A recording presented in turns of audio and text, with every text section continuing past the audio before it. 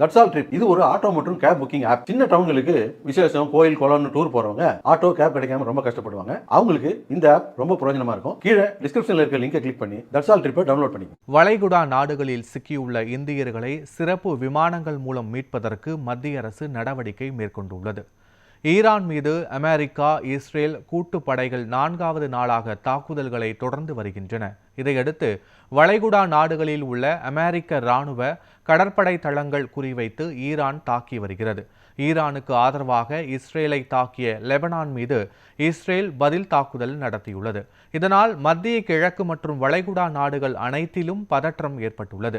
இந்த நிலையில் வளைகுடா நாடுகளில் சிக்கியுள்ள இந்தியர்களை சிறப்பு விமானங்கள் மூலம் மீட்க மத்திய அரசு நடவடிக்கை மேற்கொண்டுள்ளது. அதன் ஒரு பகுதியாக முதற்கட்டமாக சவுதி அரேபியாவின் ஜெட்டா நகரில் இருந்து டெல்லி, மும்பை உள்ளிட்ட நகரங்களுக்கு இன்று 10 இண்டிகோ சிறப்பு விமானங்கள் இயக்கப்பட இருப்பதாக மத்திய விமான போக்குவரத்து அமைச்சகம் தெரிவித்துள்ளது.